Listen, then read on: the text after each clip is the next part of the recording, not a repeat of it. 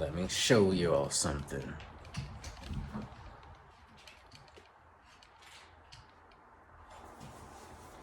So, security assessment and testing. Let's start off, right? What really are we talking about here? Security assessment. And it's when you're assessing a system. I'm trying to use it without using the word assessing, right? But it's when you're certifying that a system is up to par in terms of cybersecurity, that is as secure, as can be.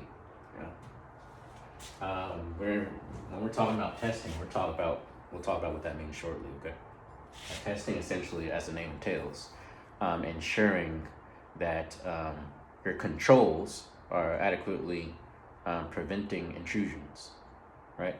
If that makes sense. All right, there we go. So there are a couple of different types of tests with regard to applications. So we have static tests, which is static code analysis. It takes a look at your code base. Okay. We have dynamic testing, where we actually run the code and look at the results of the code. Okay. And then we have interactive testing, which is a combination of static code analysis and dynamic code analysis. Okay. All right. Let's move on a little bit. When we're talking about security assessments and testing, patching is peppered somewhere within there, especially when we're talking about vulnerability assessment. A lot of times vulnerabilities are due to the patch level, and the patch level indicates the amount of updates or upgrades that an operating system or an application has. That's what I mean by patch level. So your patch level, for example, if you haven't updated your Windows computer in about 3 months, right? Of course your patch level is going to be low versus if you update it every day, right? So when we're talking about patching, of course we have, like I said, the updates, but also another perspective of this is the consideration for legacy platforms. So when we talk about legacy platforms, we're talking about primarily platforms Windows XP. Yeah, that are old, for which they don't get updates, you know what I mean? So, it's good to consider, well, are we going to be able to patch it? And if not, then what's our requirement? How do we mitigate that risk? You know what I mean? And we're not going to talk about how to mitigate that risk today, but it could consist of things like network isolation, that sort of thing. You know what I mean? If you need a legacy platform, you can't get rid of it. All right. So let's talk about configuration. So when we're talking about security assessments and testing, of course we have configuration because that's the important perspective to look at. When we're talking about, for example, the federal government, we have something that's called Security Content Automation Protocol. That is one of the frameworks that's used, which is sort of similar to like a checklist, you can say, that gives you an industry level sort of security content application. No, Security Content Automation Protocol, SCAP for short. Well, they say you're supposed to pronounce it SCAP, but everyone says SCAP. You said automated. A Security Content Automation Protocol. SCAP. Yeah.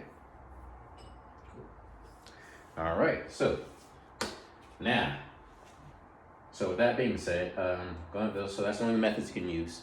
Of course, with configuration, this isn't strictly related in the book. It wasn't, directly included, but it's important for you to know.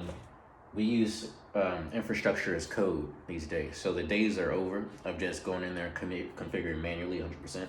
So the process typically consists of you using what's called IAC, infrastructure as code, writing that code, testing it, almost like you would software, like an application.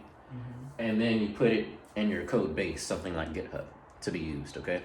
And that is one of the components of configuration. The reason why we do that is to ensure that our systems are consistent. You know what I mean?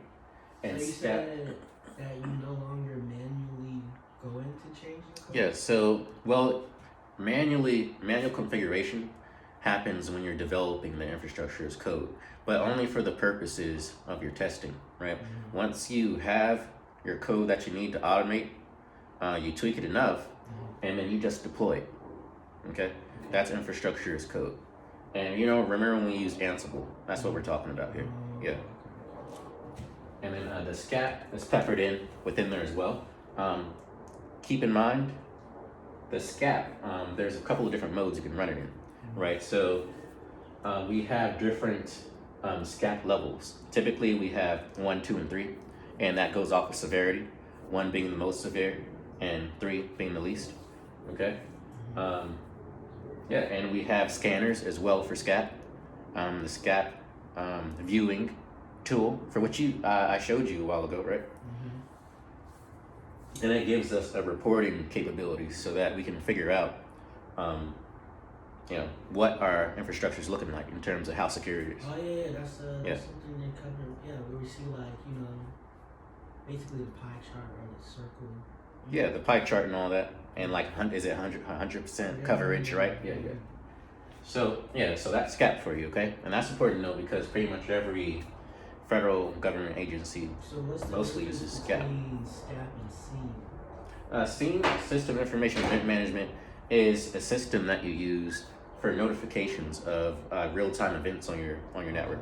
So that's more of it integrates logging and technology to generate alerts or to even automatically fix problems that arise on your network from a security perspective.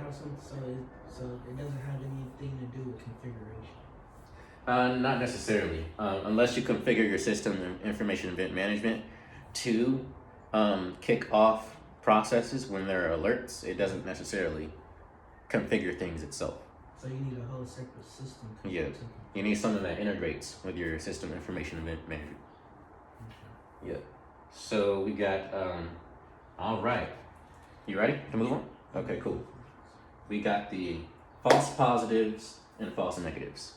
This is important to know because you're going to see these two terms very often, in your career.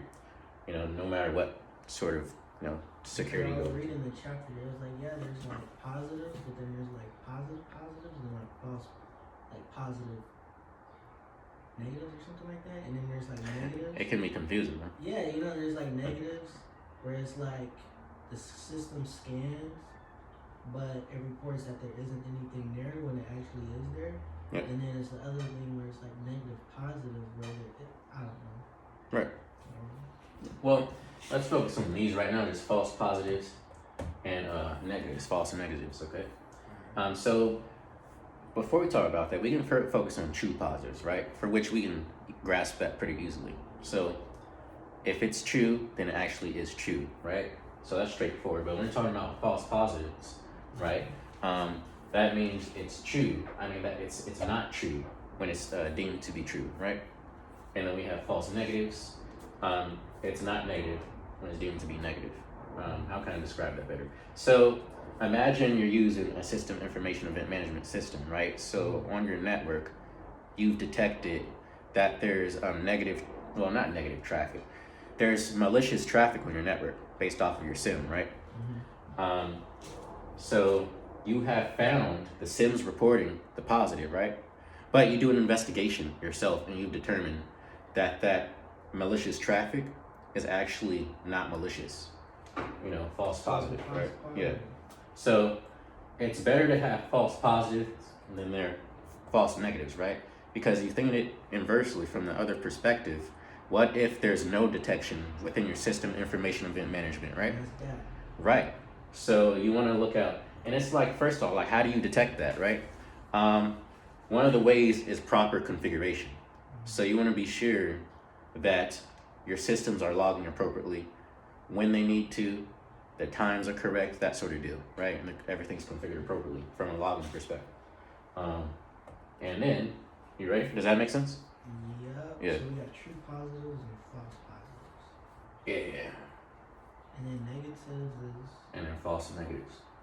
Oh, you want to really watch out for false and negatives. It's better to have false positives than false negatives. You got, you ready? Yep. So let's talk about a risk appetite as well. So various different organizations have different types of risk. So for example, if you go to, maybe you're working for the Department of Defense, right? Obviously their risk appetite, they're not going to have a lot of appetite for risk, right? Their risk level is going to be pretty high. versus you go work for, I don't know, choose any other agency like San Diego County School District or something, right? They don't really care about risk as much as the Department of Defense will, because there's Okay. there's more risk like to human life if you don't secure your systems properly, right? For the DoD. So what that means is that we have to prioritize things effectively when there's higher risk. Okay, the way that looks when you're on a network and you're trying to understand what you're gonna do first Mm-hmm. is that typically you'll go to your system information event manager or any other tool, you know, that monitors your stuff, and it'll color code it typically, or it'll give you the capability to sort based on severity. And how the workflow goes is you take that, maybe if you're the manager, you examine it yourself, right? And you look at your priorities. Okay, which one of these is highly critical? Which one of these affects the most amount of systems?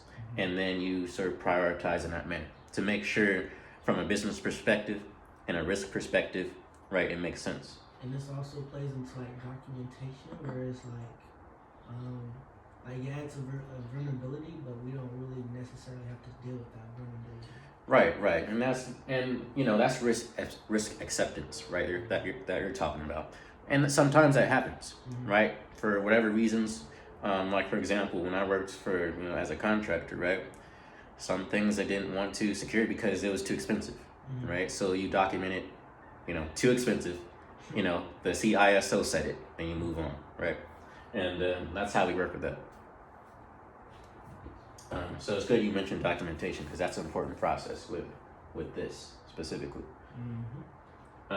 So scanning. Let's talk about scanning. With a lot of tools you can scan. I won't name them all off. You talked about, I think maybe we talked about McAfee, right? Yeah, there are several There's examples in the chapter, like yeah. Nexus or whatever, Yeah, Nessus. I think they talked about Qualies or something. Yeah, there's a lot. Even SCAT you can scan, right? SCAT, obviously a different purpose, but most of these have scanning capabilities. But with all these technologies, the common things, a lot of them have plugins, for example. Plugins consist of little pieces of functionality that are provided to your scanning system. It could be scanning for, you know, port enumeration or something, trying to figure out what applications are in the system. It could be scanning on the host itself or a specific directory, you know, file folder. So those consist of plugins. Those are just examples, but there's a vast, you know, range of different types of plugins you can have. Excuse me. And we have to talk about updates. So you want to update your definitions, whatever scanning software it is, right? I think we touched on that the last time. And I'll reiterate, the reason why that's important is because, right, if it gets out of date, then you can get compromised, right? Because you're not paying attention to what the latest updates are, so you're not catching, right, what you should be catching on your network. So sometimes you have scan perspectives as well. So what that means is that you have the capability to initiate communications that sort of mimic traffic that you want to capture. So maybe you're mimicking traffic that's coming in from a firewall, you know? So you can initiate scans from the different perspectives with that, you know. Maybe you're monitoring like ingress traffic, which means traffic coming in, and you just have to, you know, initiate that sort of mimicking, you know, capability. That's what that's about. Okay, audit types. When we talk about audits, there are different types, well, apparently, right? We have internal audits, which I would say should be done very regularly. In reality, sometimes people don't do them regularly, but best practice Because regularly. in the chapter you're saying something like it could be internal, or they could like outsource it to a third party. Yep, exactly. And I forgot what was another one. Yeah. Internal, external, right? Third party, have someone come in. You just mentioned it. You pretty much got it. So we don't even really have to touch it. What are audits exactly? Like? It's when you certify that a system is as secure, up to standards, right? So for example, we have something that's in the Navy that's called the authority to operate. Actually, a lot of different agencies have that, the ATO.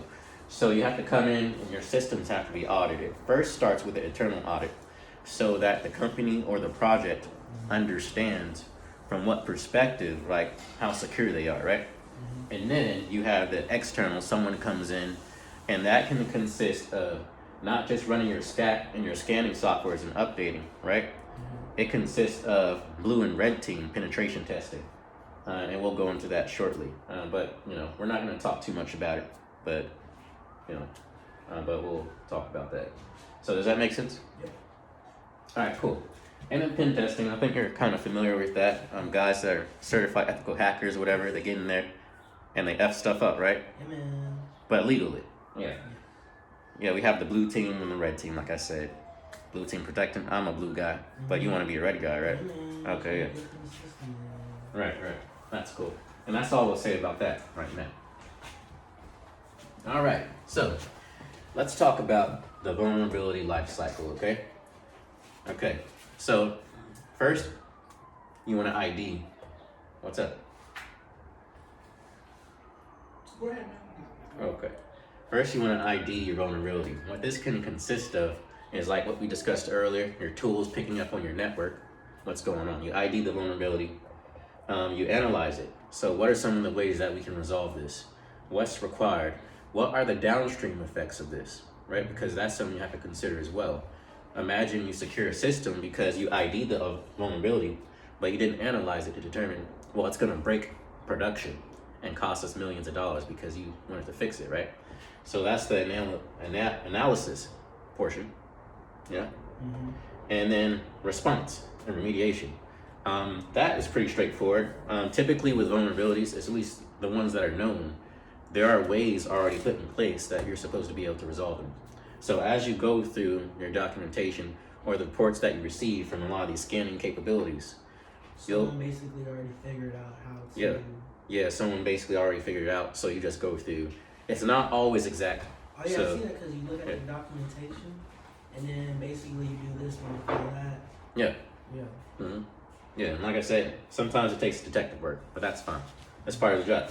Even though they do have documentation, it's not always What do you accurate. mean by detective work? Because sometimes you'll go and you'll get your docs, and then it just doesn't work. But you Like, still have to once figure you out. modify, once you follow the steps, it doesn't work.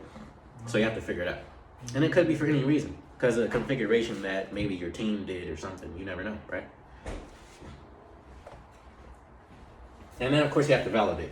So typically, after, okay, so there's a few series of steps. Remember when we first started and you wrote the Ansible and I told you about the steps? So you want to first validate, number one, they don't have this in the book, I don't think, that your system's working, right?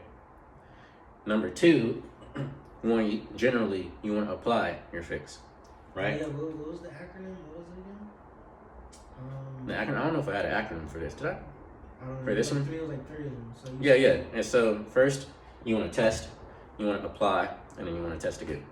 So, yeah, there you go. Generally speaking, yeah. And then Mm. testing. And this is something you learned yourself. Yeah, it's very important. You would be surprised how many cybersecurity guys just apply stuff, and then they break stuff, because they don't test. Didn't back it up before. Yeah, they didn't back it up. Oh, we didn't talk about backing up. That's important as well. But you can add that like right before, before your first test. That's pretty important.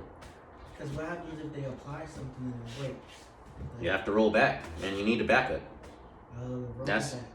You have to roll back, because I say roll back because everything's virtualized now. Yeah. So you can just click a button and just roll back to a certain date. Yeah, most times. That's what's up. Yeah. But if the damage is already done, like say they lost manufacturing hours, it's already, the damage is already done. So who becomes responsible like that? Well, you as the But don't whatever you you have CISO. the authority? Don't you have the authority or whatever? I I mean, guess that's when you're pen testing. You have the authority. oh yeah, you do. When you're pen testing, yeah, there's a legal document that you have to draft up. I think it talks about that a little bit or something like that. But yeah, you have your rules of engagement that's drafted up. Yeah, for pen testing. When you're assessing a vulnerability, you don't have that same type of protection. Actually, no, not necessarily. Which is an interesting point. You don't necessarily have the same protection as these guys do. you're kind of on the hook, to be honest, to ensure that whatever you do doesn't break the system.